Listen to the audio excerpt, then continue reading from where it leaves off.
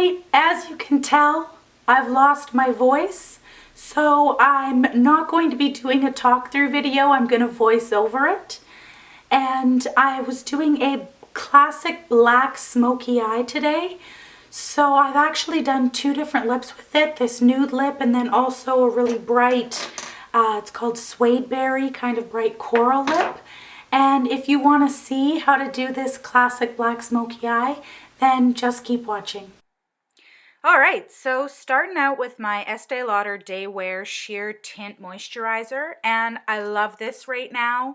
It goes on like gray, but then it just kind of transforms the skin to look healthy and glowing. Moving on to the eyes, I'm going to zoom in and take a light layer of my MAC Pro Longwear Concealer in NW15 all over the lid, and then set that using my Rimmel Stay Matte Translucent Powder. I'm using my Lorac Pro palette for all of the shadows today, and beginning with this silver gray color.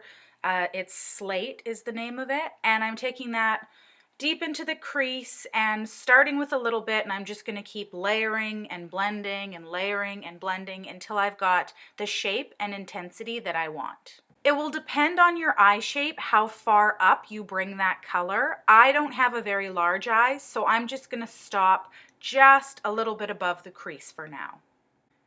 Then I just use my finger to clean up the edge a little tiny bit before I move in with my Urban Decay Glide On Liner Pencil. And this is just a black pencil. You just want something nice and soft, a kohl pencil, preferably something that will set and is long wearing so that it doesn't crease a whole bunch. So I'm making sure to really press that into the lash line, and then I'm just kind of smudging it up with the side of the pencil so that I'm not getting a really hard line. And then I just use a brush to blend that out even further. I'll sometimes go back in and reapply a little bit at the lash line if it got blended out too much. Now using that same brush I used to smudge out the liner and the black from the Lorac Pro palette. This is a really nice matte black, and I'm taking it all over the lid, patting and pressing that shadow into the liner so it gets nice and intense. And I'm not going to bring it up any higher than the crease. And then I'll just use that brush I applied the gray with to blend over the entire thing. And using this mauve as a transition shade, I'm going to take that above the gray to just soften that edge and really kind of blow out the shadow look so that my eye looks a lot larger overall. Big fluffy brush to blend, and then a sponge to clean up the inside corner and brow bone before I take a little bit more of that gray shadow and just cheat the edge of that smoky eye up a little bit through the center.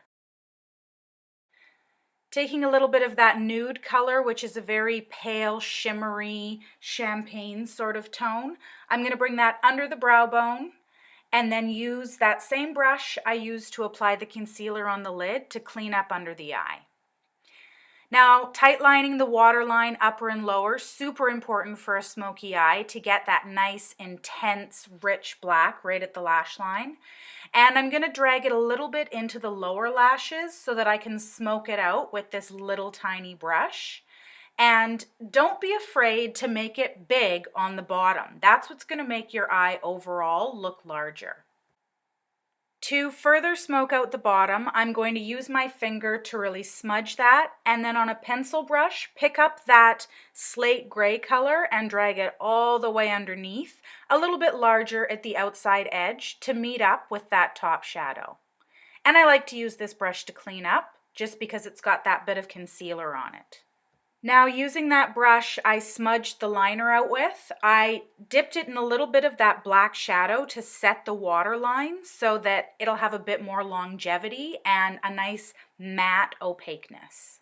With the rest of the shadow being so dark, adding some inner corner highlight will really brighten and open the eyes, and I just used that same one that I have under the brow bone. I'm filling in my brows then with the Maybelline Define-A-Brow in dark brown. I want some definition but not a ton of intensity.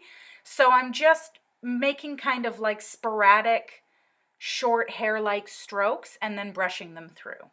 I'll do the other eye and eyebrow and zoom out for the face.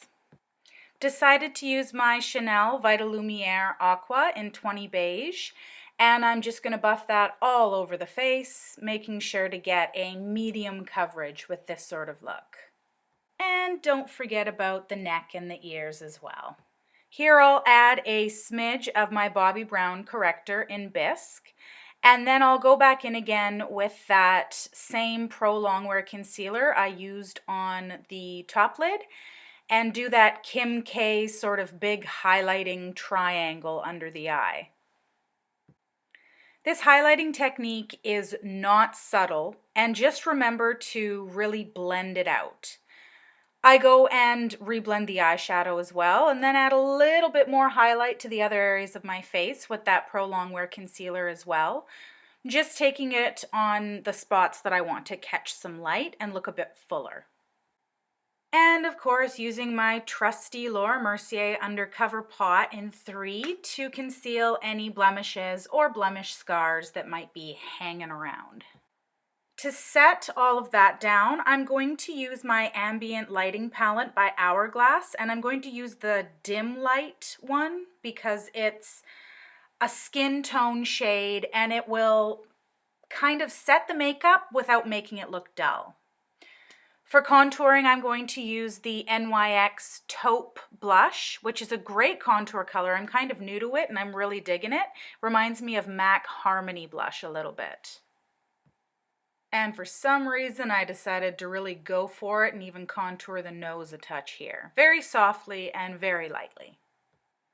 Here's the moment I realize I've forgotten mascara.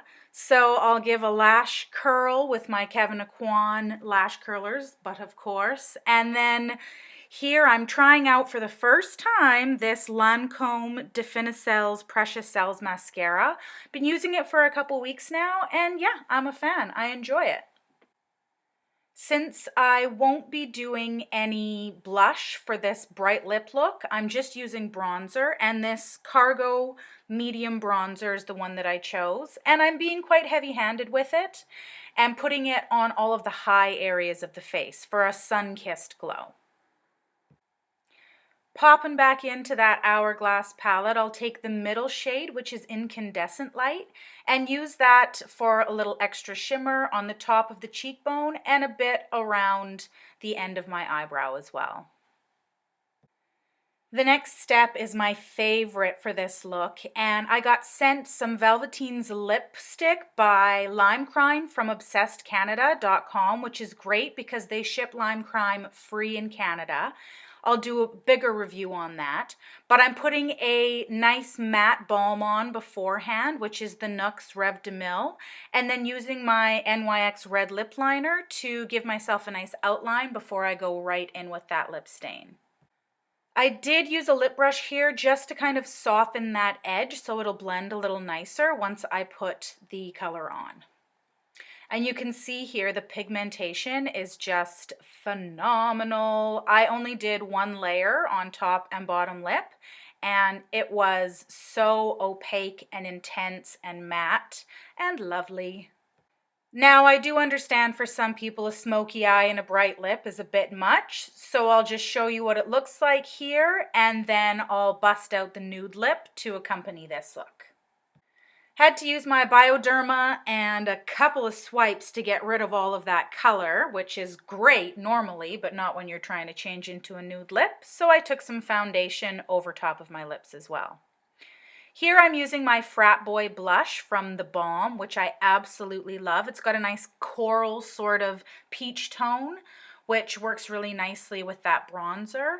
And I'm applying it quite heavily here because I'm going to have a nude lip, so a bright cheek, a dark eye, and a nude lip works well for me. It was a day of discoveries. I discovered this little sharpener in the end of my Boots Nude lip pencil. I'm so impressed, so excited, and it only took me a year to figure it out.